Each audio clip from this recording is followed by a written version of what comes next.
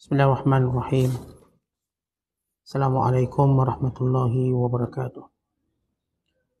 Alhamdulillahirabbil alamin wal 'aqibatu lil muttaqin. Wala 'udwana illa 'alal zalimin. Asyhadu an la ilaha illallah wahdahu la syarikalah. Wa asyhadu anna Muhammadan 'abduhu wa rasuluh. Allahumma salli wa sallim wa barik ala sayyidina Muhammad wa ala alihi wa sahbihi ajma'in wa ba'du. Qala al-musannifu rahimahullahu ta'ala wa nafa'ana Allahu bihi wa bi'ulumihi fid dharain amin. Telah berkata Imam al-Allamah Syekh Abdul Qasim Al-Qushayri, semoga Allah Ta'ala merahmatinya dan kita mendapat manfaat serta barakah ilmunya. Sekelompok pemuda berkunjung ke rumah seorang pemuda yang dikenali sebagai memiliki jiwa futuwah. Pemuda itu menerima mereka dan mengajaknya bepergian. Di tengah perjalanan mereka menghentikan langkah, masing-masing saling mempersilakan berangkat dahulu. Silakan anda berangkat dahulu. Mereka diam, tidak melangkah. Disusul orang kedua dan ketiga yang juga mengatakan hal yang sama. Dan mereka juga tetap tidak berganjak dari tempatnya. Hal itu cukup lama sampai tiap-tiap pengunjung saling berpandangan. Tidaklah termasuk futuwah seorang yang mempekerjakan orang yang melanggarnya dalam mendahului perjalanan, kata sebahagian mereka. Lantas mengapa anda sendiri juga memperlambatkan langkah? Tanya seorang kepada pemuda satria futuwah. Di tengah jalan saya dihadang seekor semut. Tidaklah termasuk orang yang sopan berjalan saling mendahului, sementara seekor semut dibiarkan tertinggal di belakang. Juga bukan futuwah seorang menyingkirkan semut dari jalanan yang sedang dilaluinya. Kerana itu saya diam menanti sampai semut itu merayap menghilang. Alangkah baiknya wahai pemuda, pada tamu itu kagum melihat kemuliaan akhlak pemuda itu, seperti engkaulah orang yang patut disebut futuwah. Dikisahkan juga tentang seorang jemaah haji yang ketiduran di kota Madinah. Dalam setengah sedarnya, dia dikejutkan oleh bayangan yang seolah berhasil mencuri kantung wang dinarnya.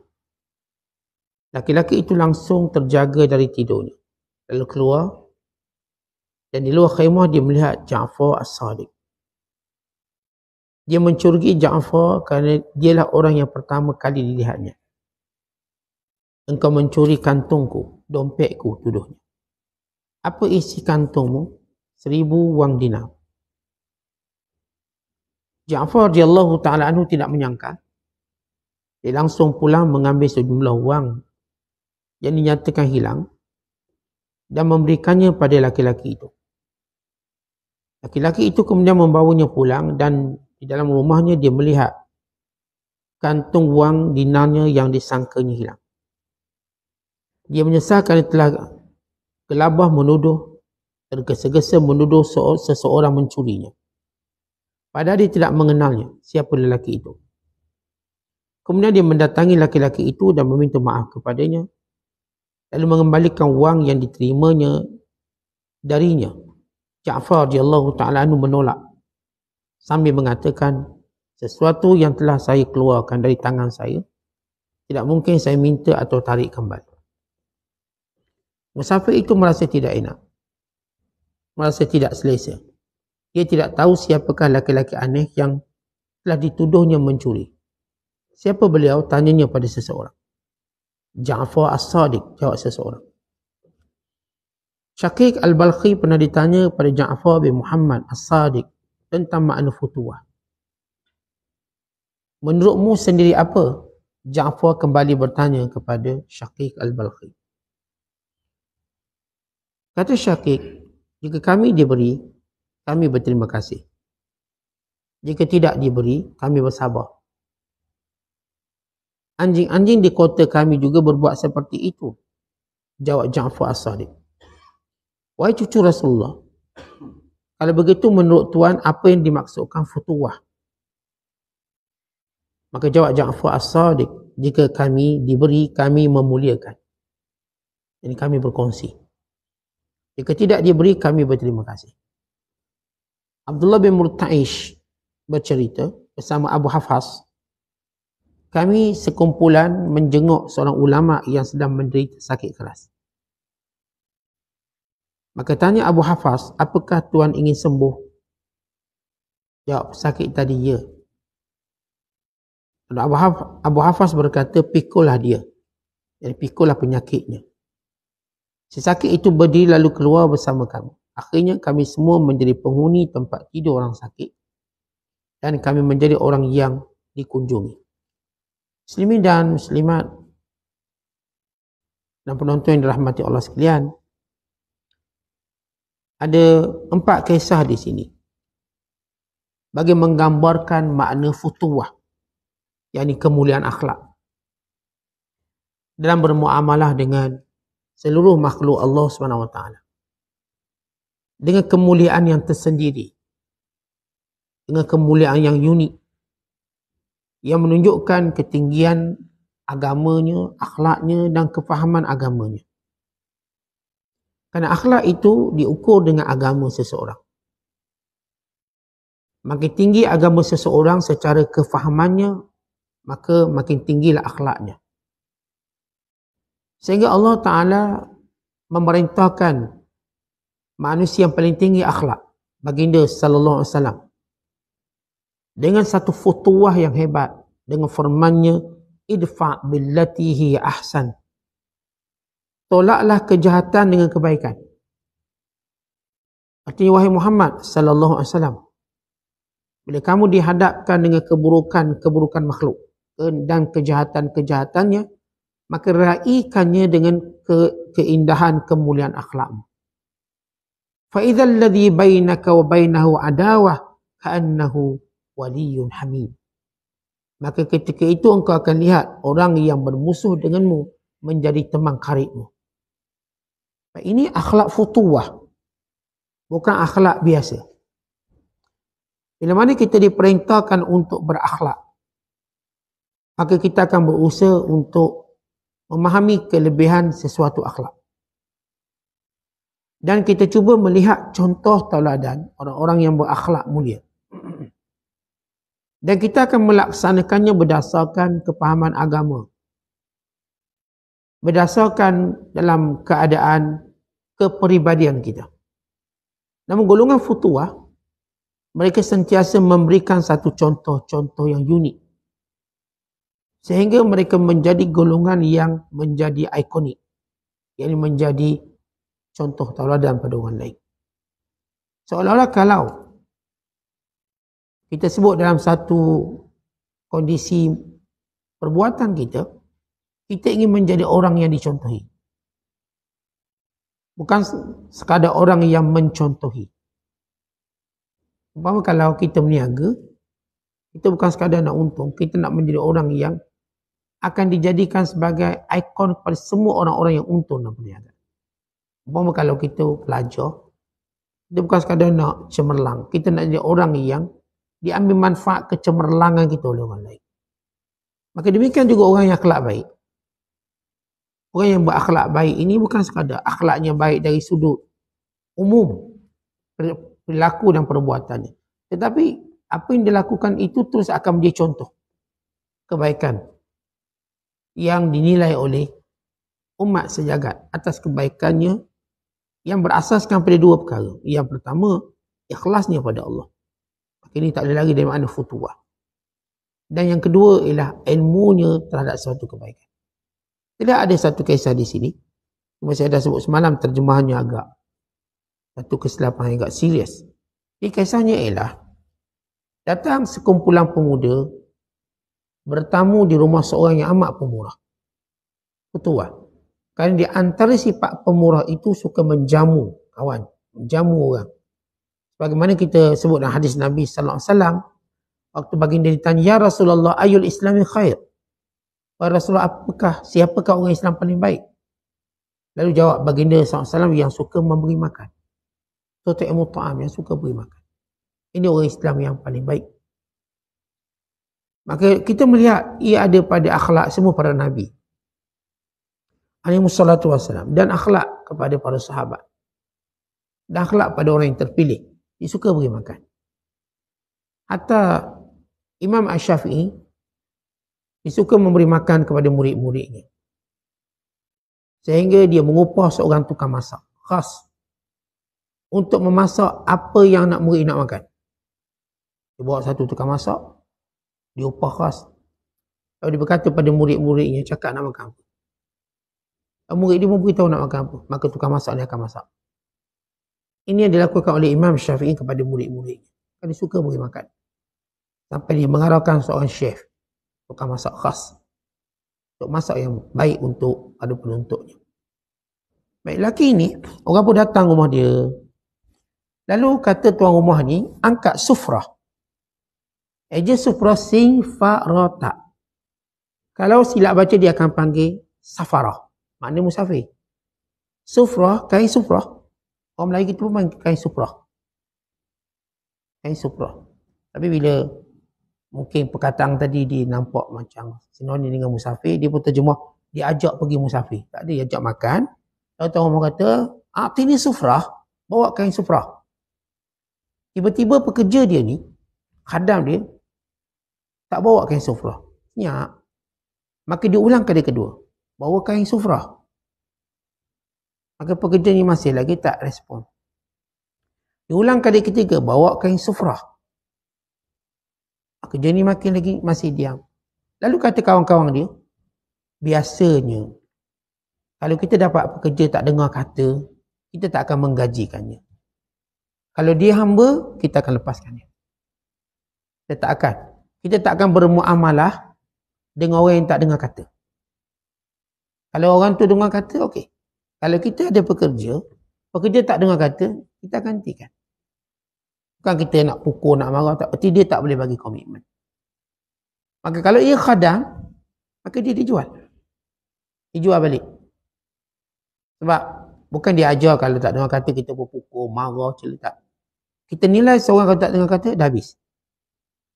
Maka kata kawan-kawan dia, kami kebiasaan, kami tak akan menggajikan atau mengkhadamkan man yata'asa, orang yang tak dengar cakap. Lalu kata lelaki ni, tunggu dulu. Akhirnya dia panggil kali berikutnya, barulah khadamnya datang bawa kain sufrah. Tu ditanya oleh tuan dia, kenapa kamu tidak menyahutnya? Lalu katanya, tuan, waktu saya nak ambil kain sufrah, ada semut atas tu. Ada semut. Bila ada semut, saya nak kebas buang, macam tak bersopan. Saya nak biar dia mengayap. Kalau saya nak angkat terus dalam keadaan ada semut, tak elok lah. Tiba-tiba kain sufrah tu ada semut. Dan saya nak biarkan semut itu biar mengayap dulu. Dan mengayap, dia dah tinggalkan, barulah saya ambil kain sufrah. Kerana saya tidak mau mengganggunya. Lalu kata tetamu yang hadir, ajib. Inilah futuwah.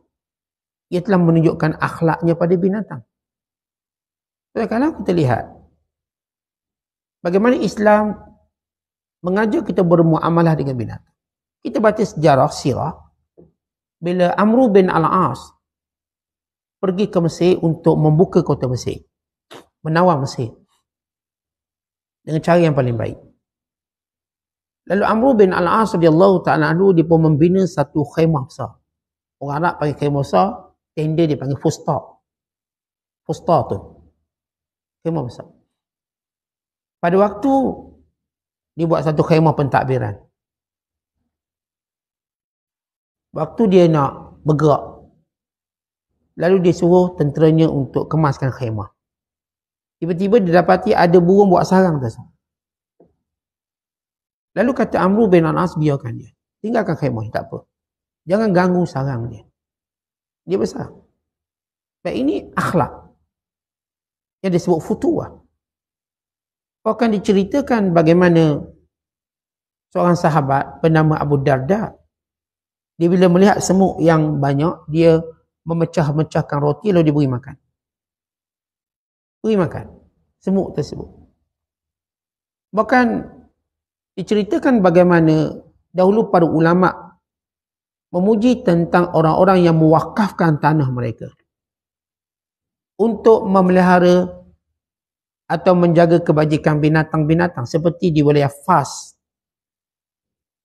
Diceritakan bahawa mereka mewakafkan tanah untuk burung-burung dan setengah mewakafkan tanah untuk kucing-kucing untuk mereka makan. Supaya mereka tak terbiar atau tak kelaparan. Kan Islam secara asas kita lihat bagaimana mengajar umatnya dalam berakhlak, bukan sekadar pada manusia, pada tawanan perang atau pada musuh, bukan pada binatang-binatang. Dalam satu hadis Nabi kata, innallaha katabal ihsan ala kulli syai'. Sesungguhnya Allah Ta'ala menetapkan, mewajibkan kamu melakukan kebaikan pada semua benda. Kalau kita sebut semut tadi, semut di antara binatang yang Nabi SAW melarang kita bunuh. Dalam hadis Rasulullah menyatakan, naha Rasulullah SAW an qatli arba' minad dawa. Nabi melarang kita bunuh 4 binatang.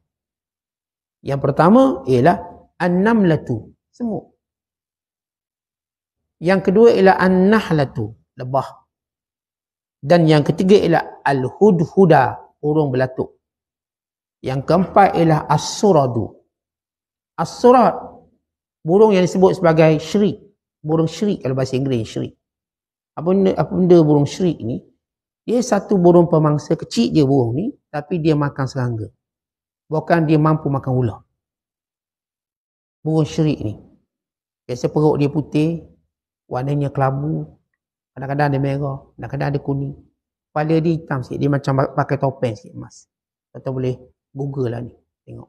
Burung syirik. S-H-H-R-I-K-E. Orang Arab panggil surat. Burung ni bagus sebab dia menjaga ekosistem. Dia akan makan semua serangga-serangga, termasuk ular-ular kecil. Dia boleh makan ular binatang yang lebih besar pada dia. Dia boleh makan, termasuk kita panggil cicak-cicak padang pasir. Bentuk bewak jugalah. Macam mengkarung sikit, dia boleh makan. Dia ada kemampuan yang kuat pada kuku dan pada mulutnya. Pada gigitan. Patutkan dia boleh membunuh. Ini burung surat. 4 binatang ini, Islam larang kita bunuh. Yang kita nak highlightkan ialah Nabi melarang bunuh an-namlah, semut. Contoh semut ni ada 2 jenis. Pertama dia panggil an-namlatu sulaimaniyah ataupun an-namlu sulaimani, semut Sulaiman. Bagaimana dalam surah An-Namlu, surah semut. Semut ini lebih besar, dia macam kerengga. Yang mengarahkan bala tenteranya supaya bersembunyi dalam lubang, supaya tidak dipijak oleh tentera Sulaiman. Ini dipanggil An-Namlu Sulaimani, semut Sulaiman. Satu yang kedua panggil semut kecil. Kita juga panggil sebagai semut mayat dan sebagainya. Setengah ulama kata semut Sulaiman ni lain pada semut kecil. Maka larangan membunuh itu pada semut jenis Sulaimani. Bukan jenis semut-semut kecil. Tapi seorang ulama yang Imam At-Tabari mengatakan sebenarnya sama. Berdasarkan tahqiq bahawa baik semut Sulaimani atau semut biasa, ia adalah semut yang Allah maksudkan dalam Quran. Kerana semut mempunyai hierarki sosial yang hebat. Dan mempunyai bentuk kerjasama yang hebat. Ia ajaib. Dunia ajaib. Dunia semut. Supaya kita perhatikan dia. Dan semut antara binatang yang disebut dalam banyak hadis. Antaranya sifatnya bertasbih. Sifatnya bertasbih dan memohon ampun kepada orang beriman. Khususnya orang-orang alim. Bagaimana disebut dalam hadis Nabi SAW. Hatta namlatu fi juhriha. Hingga semut dalam lubang mendoakan kepada orang yang mengajar kebaikan pada orang. Ikan di lautan, semut. Dan semut sebagaimana Allah sebut dalam Quran, wa in min syai'in illa yusabbihu bihamdi walakin la tafqahuna tasbihahum. Semua makhluk Allah ni bertasbih memuji Allah, tapi kamu tak faham. Kamu tak faham. Kita tak reti bahasa dia. Tapi Allah menyebut wa in min syai', semua ni sedang bertasbih pada Allah. Maka semut ni kita tak boleh bunuh. Allah Ma'ilah menaikkan kalau semut ini dia boleh membawa mudarat. Semut dia boleh masuk kat telinga anak kita. Tempat tidur tu, tempat tidur. Semut masuk makanan, mungkin merosakkan makanan. Yang ni boleh kita bunuh. Namun membunuhnya dengan adab. Secepatnya kita bunuh. Dan dilarang kita membunuh dengan menggunakan api. La yu'adzabu bin nar illallah. Tak boleh kita guna api membunuh binatang melainkan Allah. Allah pemilik api. Ada satu kisah dalam hadis yang sahih. Seorang Nabi, dia bersandar kat pokok berehat. Tiba-tiba seekor semut menggigitnya. Maka Nabi ni pun marah. Lalu dia menyuruh umat dia, pengikutnya ambil api, bakar satu kampung semut. Lalu Allah Ta'ala menegurnya dengan berkata, Halan namlatun wahidah. Kenapa kamu tak cuma bunuh seekor semut yang gigit kamu je? Yang kamu bunuh sekampung tu kenapa? Mereka ini, kata Allah Ta'ala, bertasbih pada aku. Yang seekor ni, degil ni, duk ketik Nabi tu, gigit Nabi. Yang lain, tidak. Di sini para ulama mengambil beberapa istimbak. Larangan pada Nabi tadi sebab digunakan api dalam membakar. Dan kerana dia menghukum pada semua, walau yang salah semut seekor tu yang gigit dia. Dan para ulama mengambil istimbat juga bahawa mana-mana binatang yang bila dia bawa mudarat boleh bunuh. Walaupun benda tu asal tak boleh bunuh. Kerana kita kalau sebut kategori binatang, ini cerita akhlak dengan binatang. Kita ada 3 kategori binatang. Yang pertama sunat dibunuh. Yang kedua tak boleh dibunuh. Yang ketiga didiamkan oleh syarak, bunuh atau tak bunuh. Baik, yang pertama yang disuruh kita bunuh. Apakah binatang kita kena bunuh? Tak kira dalam keadaan macam mana. Dalam hadis Nabi SAW menyatakan, khamsu fawasiqu yuqtanna fil hilli wal haram. Ada 5 binatang yang kamu kena bunuh dia, sama ada kamu berada di tanah halal atau di tanah haram. Even kamu kat Mekah pun, kat Madinah pun, kena bunuh binatang ini. Nabi SAW menamakan binatang ini, pertama al-ghurabu, wal-hid'atu, wal-aqrabu, wal-fa'ratu, wal-kalbul akuru. Yang pertama, kata Rasulullah, yang kamu kena bunuh burung gagak. Burak, bunuh burung gagak. Tapi bila sebut je bunuh, bukan maksud kita bunuh dengan cara kita nampak ganas. Pijak-pijak sampai nyeng burung tu. Nyeng ni maksud lunyai. Tak, dia ada kaedah bunuh dia. Yang paling pantas. Yang kita bunuh, terus mati. Tak adalah sampai mengelupur 2 hari baru mati. Terus mati. Sekali, kalau jenis menembak, sekali tembak mati. Yang pertama ialah al-aqrab. Yang pertama ialah al-ghurab, burung gagak. Yang kedua adalah al-hid'atu. Al-hid'atu. Hid'ah ni makna burung ereng. Burung ereng, burung ni dia membawa, ataupun dia boleh serang manusia. Burung ereng ni burung kepala botak tu. Hutang tak bayar. Ni burung kepala botak. Dia panggil burung ereng atau Arab panggil hid'ah. Kerana dia ni boleh serang manusia. Dia pembangkai. Yang lain, dia tunggu bangkai. Dia tak macam burung elang. Burung elang ni dia memburu. Hid'ah ni dia tunggu bangkai. Tengok rimau ke singa dah makan, dia ke tunggu. Tengok orang pengsan ke, dia pun tunggu juga nak makan. Ini hid'ah, burung ereng. Yang sifat pembangkai dia. Sama macam burung gagak. Cuma burung gagak ni biasa dia akan berada di bandar-bandar dan sebagainya. Burung ereng ni akan berada di kawasan yang agak hutan sikit. Sawana atau sebagainya. Yang ketiga, kata Nabi SAW, al-aqrab, kali jengking, lipan. Adik-beradik lipan kali jengking, skorpion. Ini sunat bunuh, kenapa? Sebab sifat binatang ini, dia jumpa je orang, dia mesti gigit punya. Dia mesti, dia katakan sengat. Mesti. Dia tak kenal siapa. Hatta Nabi pun digigit juga.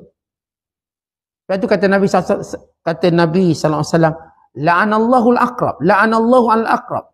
La yufarriqu bainan nabi. Moga Allah menak-nak kalau jengking dia tak reti nak beza Nabi ke bukan Nabi. Asal nampak orang, terus. Lesak. Dia menyengatnya. Sebab tu kalau jengking ni bahaya, nampak dia akan sengat. Tak kira siapa. Orang sakit ke dan sebagainya. Dia pasti akan sengat. Dan yang keempat kata Nabi SAW, al-fa'ratu, tikus. Bunuh tikus. Kena sifat pengotor, membawa penyakit hawa, dan penyakit-penyakit yang lain. Banyaklah kalau kita sebut tikus ni lambang kotor. Kedai-kedai makan ada tikus. Maksudnya kotor lah kedai tu. Kita tengok, oh sedap. Tengok belakang 4 ekor tikus keluar. Uish. Kita kena review balik lah. Istikharah balik. Makan tak nak makan. Ini siap kedai makan, dia kena pastikan benda tu. Bukan datang daripada tempat ni. Kalau datang, tikus berhijrah tu lain lah. Ini memang tempat dia. Dia macam bela tikus. Maka disunatkan bunuh tikus. Walaupun di tanah haram. Dan yang akhir sekali kata Nabi SAW, al-kalbul akur, anjing hitam. Anjing ni kata ulama ada 2 jenis. Ada anjing yang kita kata jinak bertuan, maka ini tak boleh bunuh. Anjing bertuan tak boleh bunuh. Atau anjing yang tidak mengapa-apakan kita. Dia panggil al-kalbu am, anjing umum ni. Yang lepak merata, anjing tak ada kerja. Sebab dia tak ada tuan, dia menganggur. Dia pun duduklah sana, duduk sini, cari makanan. Kalau dia tak buat mudarat, maka tak boleh dibunuh. Dia biarkan. Dan yang ketiga ialah anjing yang membawa mudarat. Diserang orang, kejar orang. Orang naik basikal dia kejar, naik motor dia kejar, semua dia kejar. Sampai tunggang terbalik motosikal. Tunggang terbalik basikal. Kejar budak-budak sekolah. Macam ia berlaku di tempat kita. Sehingga membunuh. Maka ini wajib dibunuh. Kerana mendatangkan mudarat. Kena bunuh. Sama ada pemerintah, majlis berkuasa ataupun perbandaran, majlis bandaraya. Dia kena ambil action ataupun ambil tindakan ini. Kalau anjing-anjing tak beri mudarat apa, memang saya kata dia ada tuan. Atau anjing ni, anjing umum kita tengok, tapi dia tak usik apa-apa. Jadi kita pun jangan usik dia lah. Jangan duk baling dia, pukul dia, tak perlu. Sebab itu Imam Ash-Shirazi satu ketika, Ustaz Shirazi, dia berjalan bersama murid-muridnya. Tiba-tiba anjing tu tidur kat jalan dia, lalu. Lalu Imam Shirazi lalu jalan lain. Kata anak murid dia, tuan guru, kita halau anjing ni, saya baling. Kata Imam Shirazi, jangan, jalan ini luas. Dia tidur situ, kita ke sana. Ni kadang-kadang kita binatang tidur, dia kacau, dia tidur. Pergi restoran tengok kucing sedap tidur kat kursi, dia boleh campak kursi tu. Sebab apa nak duduk atas kursi tu. Ada kursi lain banyak. Kalau tak ada kursi sangat, geraklah kucing dulu gerak. Beritahu dia kawan nak makan ni lalu. Tu tidur kat lain. Bukan terus campak macam tu. Itu bukan futuah. Walaupun dia binatang. Ni kalau binatang tengah-tengah tidur macam kita cerita tentang Amr bin al-As. Binatang tu bersarang atas khemah, dia tak cabut khemah tu. Begitu dia punya futuah. Sehingga kekal nama tu dikenali dengan nama Fustat. Kalau tuan-tuan pergi Mesir, ada satu tempat, dia panggil Mesir lama, Misr Qadimah. Nama tempat tu ialah Fustat. Kalau eja Melayu, Fustat. Eja Arab, Fustat. Fustatun, artinya khemah besar. Al-khaymatul kabira. Apa cerita dia? Ada burung atas tu. Lalu tidak dicabut. Akhir kekal nama tempat tu khemah besar. Nak gimana tempat khemah besar? Pagi ni masuk peta nama bandar tadi, bandar Fustat. Bandar yang dibuka oleh Amr bin al-As waktu membuka kota Mesir. Ini akhlak yang baik. Jadi ada binatang yang sunat kita benar ada 5. Namun bila Rasulullah sebut 5, bukan 5 tu je. Kan di sana ada hadis lain. Tak macam saya dah sebut. Rasulullah SAW bila sebut 5, 3, 4, 6. Bukan maksud itu. Sebab kalau Rasulullah tu nak beritahu sekaligus, okay, ada 400 binatang pening kepada kita. Kita kan kalau bagi tips, kita akan beri seringkasnya dulu. Okay, ada 5 perkara. Tanda seorang tu kencing manis contoh. Pertama, tidur dalam kuliah, kencing manis. Yang kedua, cepat lapar, kencing manis. Cepat haus. Kita sebut ni 5, padahal ada 7 lagi, 10 lagi. Itu tips, biasalah. Nabi SAW sebut ada 5. Tapi di sana ada riwayat-riwayat lain. Yang disebut daripada Abu Sa'id Al-Khudri, as-sab'ul adi. Binatang-binatang yang boleh menyerang. Sunat kita bunuh. Dan para ulama dalam riwayat yang menyebut dalam makna as-sab'ul adi atau as-sab'ul adi ialah az-zibu wan namiru, iaitu serigala dan harimau. Binatang ni dia jenis menyerang. Dia nampak orang diserang, dia tak lari. Contoh kalau serigala, sifat serigala kita dah cerita dulu, dia bersifat kawanan. Serigala ni binatang paling kuat bersaudara. Persaudaraannya rapat. Dia kenal anak beranak dia. Sebab tu kalau tuan-tuan tengok mereka gambarkan ni serigala yang jaga orang. Serigala ni jaga orang. Kerana watak family dia cukup kuat. Dia kenal anak dia, dia kenal sepupu dia, dia kenal adik-beradik dia. Dan dia bila maka dia tak akan berebut macam anjing dan sebagainya. Macam anjing liar, macam hyena. Dia ada sifat perkongsian yang baik. Tuan-tuan baca tentang serigala, ia menakjubkan dari sudut kekeluargaan. Tapi ia bahaya bila menyerang. Cukup bahaya menyerang. Kalau dia rasa dia terasing seorang diri, dia rasa terancam, dia lagi cepat menyerang. Maka disunatkan bunuh. Tapi kita tak akan bunuh pada habitat dia. Kita bunuh bila dia mula berada pada tempat kita dan membahayakan. Kalau dia dalam habitat dia, biarlah. Islam tak suruh kita kacau habitat binatang dia. Sebab kewujudan dia ada manfaat. Membentuk ekosistem, rantaian pemakanan dan lain-lain yang kita tak tahu hikmahnya melainkan Allah. Tidak tak Allah ciptakan dia. Kita tak akan bunuh binatang-binatang yang mengancam dalam habitat dia. Tapi bila dia masuk dalam mengancam manusia, di situ berlakunya disunatkan bahkan diwajibkan bunuh. Dan juga harimau. Harimau ni tuan-tuan, kalau dalam habitat dia kita tak akan buru dia. Kalau undang-undang kita pun salah. Kan dia binatang-binatang yang dianggap terancam dalam perlindungan. Tapi kalau dah masuk kampung, kalau dia dah mula serang haiwan ternakan, mengancam penoreh getah, petani, peladang, mengancam ramai orang, maka ini perlu ditangani dengan cepat. Sebab itu dalam Jabatan Penghilitan, Jabatan Perhutanan, dia kalau harimau tu ada rekod je serang orang, dia akan dibunuh. Atau dia akan ditangkap untuk bentuk dia supaya tidak menyerang orang. Tapi kalau sekiranya dia boleh menyerang, membahayakan, dia akan dibunuh. Tengok orang kampung saya kerja penghilitan, buru harimau.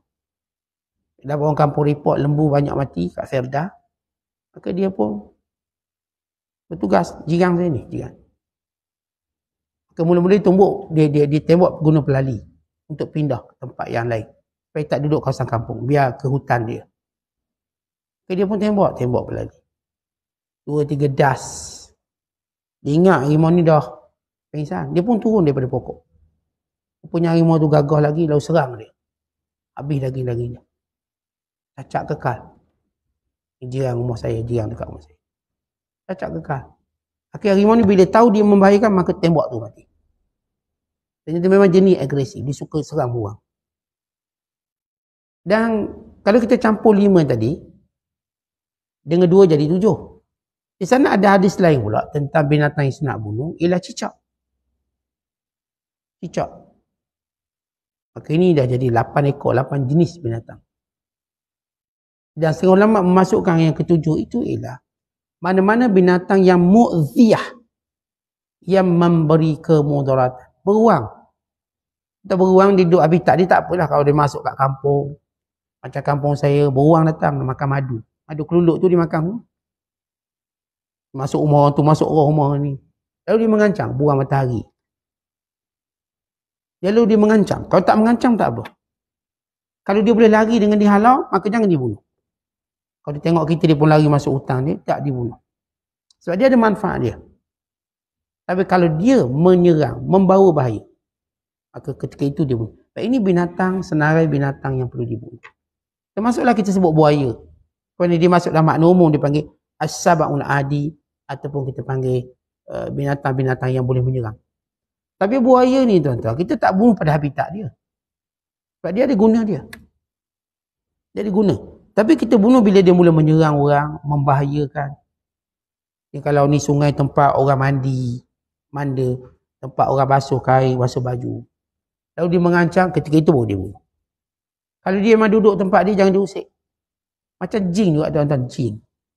Jin ni kalau duduk habitat dia, kita tak kacau.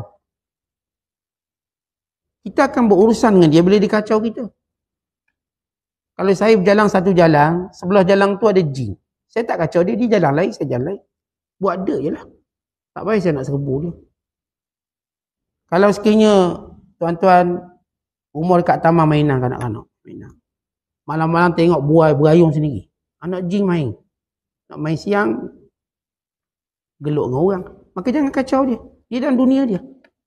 Jangan tengok buai berayung semua. Panggil ustaz ni rukiah. Tak, dia sedang main, biarlah dia. Kita tak kacau dia. Dia main. Melainkan kalau tengah kita main, tiba-tiba dia main sekali. Dia kacau kita. Barulah kita boleh lawan dia. Elok-elok kita main, maka tiba-tiba dia pun main sekali. Gerung anak kita buai tu ayung sendiri. Itu kita lawan. Kita rukiah lah. Tapi kalau dalam keadaan dia main tengah-tengah malam 2-3 pagi. Dia main. Okey lah, tu dia tak kacau kita. Tapi kita tengok ni, siap-siap. Tengok daripada apartmen bergerak ni. Takut. Tak, itu dunia dia, biarkan dia. Saya kata kalau tuan-tuan berjalan, tiba-tiba tuan tengok jalan sebelah tu ada 3-4 jenis jin jalan. Perlu ke saya kata? Tak perlu. Dia ada kerja. Tu ada mesyuarat ke benda, kita pun tak tahu. Saya ni ada kerja saya. Jangan dia layan. Tapi kalau datang serah saya lawan. Kalau dia sengaja nak ngusik saya lempang dia. Kalau dia sengaja nak tu saya akan perang dengan dia. Kalau rumah saya duduk, dia duduk rumah saya, dia kacau, saya lawan dia. Tapi kalau dia main hantar bumbung, dia tak kacau saya, duduk diam-diam. Maka saya tak kacau dia. Ini disebut dalam hadis Nabi SAW. Di Madinah itu ada jin-jin Islam yang mendiami bumbung-bumbung rumah kamu. Jin Islam baik hidup bumbung.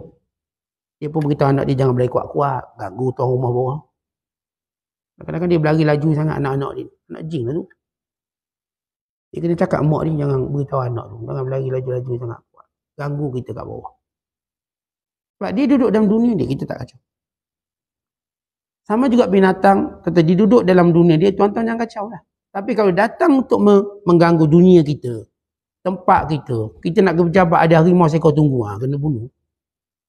Kalau harimau cuma dalam hutan, saya saja kita ambil senjata nak kita tembak, maka ini dilarang. Baik secara undang-undang kita atau secara syarak. Sebab fungsinya wujud dalam menjaga kelahiran binatang-binatang, kadar kelahiran binatang. Kadang-kadang mereka tolong kawal populasi binatang yang mungkin terlalu banyak. Maka binatang ni mengurangkannya. Dengan cara fitrah yang Allah susun aturan kehidupan binatang. Seperti binatang, tuan-tuan tengok, dia dalam kitaran dia tak akan, bukan dia yang merosakkan binatang lain. Yang merosakkan binatang lain manusia. Manusia punca binatang tu pupus. Bukan binatang. Tentang harimau, kalau pun dia makan buruan, dia tak makan semua, dia makan seekor seminggu dia makan. Dia buru seekor, dia simpan. Minggu depan pula memburu. Kalau kita manusia nak ambil semua, serentak sekaligus, itulah yang menyebabkan pupus. Ini binatang-binatang yang kita kata halal.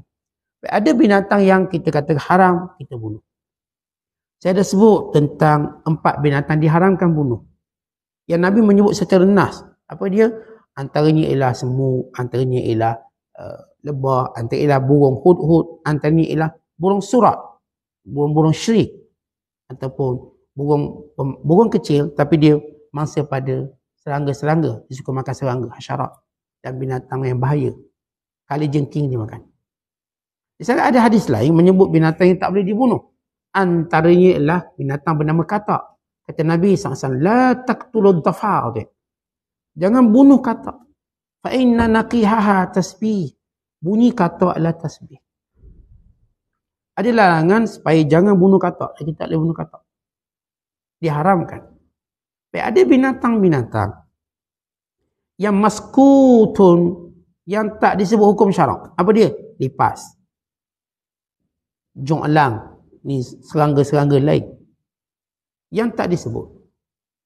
Binatang-binatang ini. Baik, binatang ini dinilai dengan 2. Yang pertama, kemudaratan pada kita. Seperti nyamuk atau sebagainya. Bila dia membau mudarat, lipas bawa mudarat. Orang Arab panggil sur-sur. Sorosir. Sur-sur maksudnya lipas. Lipas. Lipas ni, kalau dalam bahasa Arab dia bercakap, La tatakallam ma'i ya sur.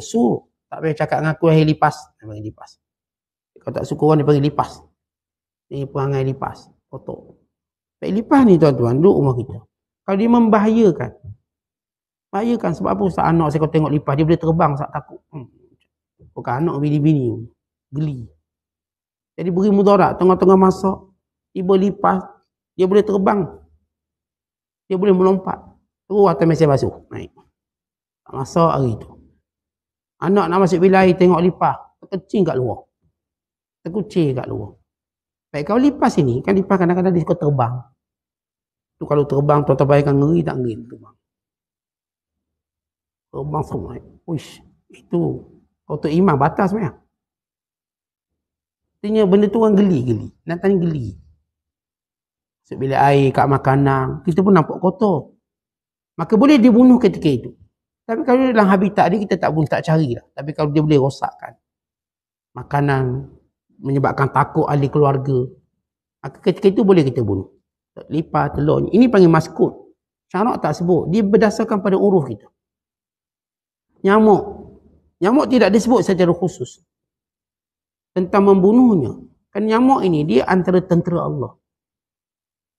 Tentera Allah.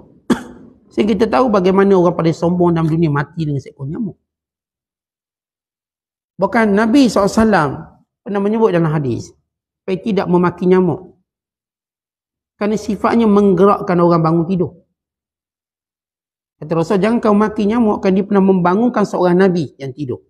Kata Nabi-Nabi SAW, mereka kalau biasa mereka tidur, mereka bukan tidur macam kita. Hati mereka jaga. Mereka tak tidur macam kita, tidur je tak sedar. Yang loceng kita bunyi tak sedar, loceng bini kita bunyi pun tak sedar, loceng bilik anak kita pun tak sedar, kita memang tidur betul. Para Nabi tidur mereka lain. Mereka boleh dibangunkan dengan seminimum bunyi. Telinga mereka. Yang hati mereka jaga. Tapi ada seorang Nabi, kata Rasulullah, ada cerita. Ada Nabi tu dia macam terlena. Kalau tidak, kerana nyamuk yang membangunkannya, dia tak bangun. Sebab tu kata Nabi SAW, jangan maki nyamuk. Itu duk maki nyamuk. Kan nyamuk kan, dia, bila dia bunyi kat telinga, kita pun bangun, tak selesa tidur. Dia slow je bunyi, bukan dia bunyi kuat. Dia pun bukan marah kita membeber ke, tak ada. Tapi dia bunyi ni tu cukup membangunkan kita. Jadi kita pun bangunkan diri kita dengan lempar nyamuk, kena atas muka sendiri nak bangun. Gegar batu, seminggu kita sebiji. Bengkak telinga kita ni, terus bangun. Seminggu tak tidur. Jadi nyamuk ni bagus, dia sudut, satu sudut. Jadi kita taklah membunuh nyamuk secara mutlak, melainkan datang mudarat. Ustaz memang nyamuk ni ganggu, mudarat, okey baguslah. Tapi kita tak boleh maki binatang waktu kita membunuhnya, kerana fungsi-fungsi yang dia ada. Dengan tuan-tuan sambil bunuh binatang, sambil maki hamur dia. Itu bukan akhlak, itu bukan futuah.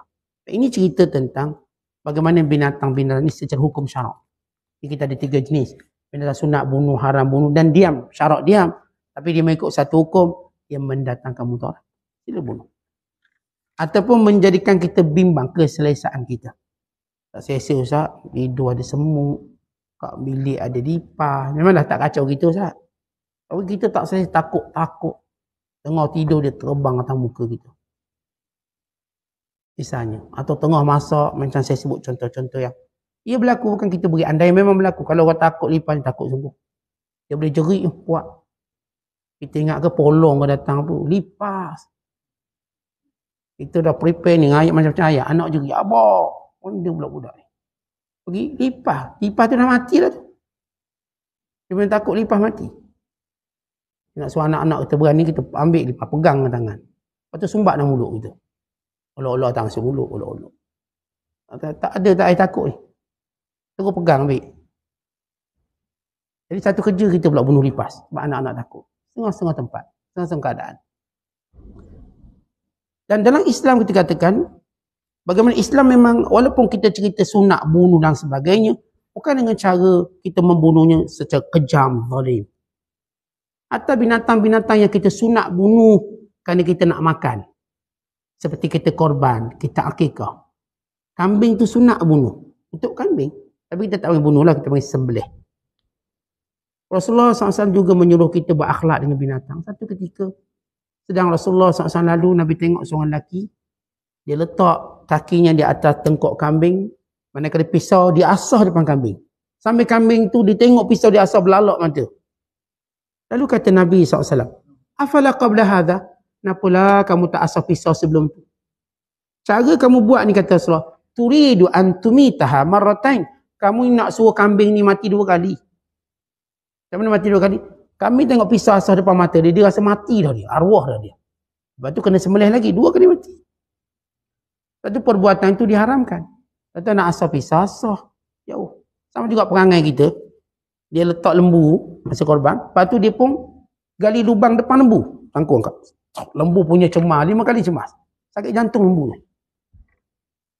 Kata gali lubang dulu. Gali lubang dulu. Kau kenapa boleh heret lembu kat lubang ni tak? Dia letak lembu. Yang ni kira yang tukang cangkul lubang tu. Betul-betul. Sekali dia cangkul dekat dengan leher. Bayangkan lembu tu dia punya tengok keadaan tu. Kalau tuan-tuan orang buat macam tu je. Ikat dia tok sini. Kita pun cangkul buat lubang je. Bukan nak bunuh buat lubang. Oh cemas. Gugur jantung, gugur semua lah. Perbuatan inilah perbuatan menganiaya binatang. Umar Khattab. Satu ketika, sebab Rasulullah dah mention, dah beritahu. Satu ketika Umar Khattab lihat benda yang sama. Orang ni tak tangan kaki kat apa ni, dia punya atas belakang kambing, lalu dia pun asap pisau depan. Umar kalau Umar Khattab di jalan dia buat rotan. Tapi rotan tu rotan kecil, dia pakai durrah. Dia pun sebab. Apalah tak asah dari awal tadi. Dia tu sebab. Tapi dia tak sebab kuat lah. Dia macam beri satu peringatan. Sedar. Macam kita jenis buat serbang ni. Pusing-pusing serbang, sembunyi. Bukan nak suruh sakit. Nak suruh sedar. Kenapalah kamu tak sembelih sebelum ini. Lepas tu sahabat kata, ya Rasulullah, aku nak sembelih kambing pun aku kena kesian ke kambing. Apakah aku bila nak sembelih kambing, aku perlu inilah azbau syata fa arhamuha. Saya nak sembelih kambing, apakah saya kena pandang dengan kesian? Nabi kata, ya. Sembelih kambing dalam keadaan kesian, kerana bila kamu buat demikian, Allah kesian ke kamu. Ini tuan-tuan kita bila sembelih binatang, lembu, kambing, maka lakukan dengan cara yang beradab, baik. Ini muamalah kita. Jadi cerita semut tadi, bagaimana orang ni tak nak angkat kain sufrah, sebab ada semut atas. Biarlah semut tu bergerak dulu, barulah terus ni. Sebab ini semut tak pergi mudarat pada dia. Semut tak pergi mudarat, semut tak menghalang apa-apa. Lalu kata tetamu, kalau begini kamu punya perangai, inilah futuwah. Ini yang sampai peringkat tuan-tuan. Kita tak dapat bayang bila orang ni baik sungguh. Akhlak dia bukan sekadar manusia dapat rasa. Ni binatang dapat rasa. Jin-jin pun dapat rasa. Tentang jin pun dia segar orang akhlak baik. Akhlak baik yang saya sebut tadi, kita tak kacau jin. Kalau dia berjalan belah sana, jalanlah. Awak jalan tempat awak Said, jalan tempat Said. Insya ada jin 3-4 ekor jalan dah. Dia buat anak-anak di jalan. Awak ingat awak seorang kena cuti, dia pun nak cuti. Dia berjalan tempat dia, kita tempat kita. Tak segi tamang, kat sana dia. Biar di tempat dia. Kalau dia datang kat tuan-tuan, dia kacau tuan-tuan. Itu baru kita cerita. Kalau duduk tempat dia, kita tak kacau. Duduk, buat kerja kita. Dan ini caranya. Cuma kalau kita rasa, kita ni Ustaz saya ni berani lah sikit. Saya bimbang bila dia buat macam tu, semua orang takut. Cakap dengan dia, awak ni kalau boleh, janganlah duduk berjema kat sini. Orang takut. Orang takut. Better jangan tunjuklah muka tu. Itu kalau kita berani lah. Kalau kita takut, kita lari je lah. Kalau berani cakap, supaya dia tak kacau. Kerana kemunculannya mungkin mengganggu orang yang, macam saya kata, saya mungkin tak kisah kalau jin tu duduk sebelah pihak lain, saya kat lain, saya tak kisah.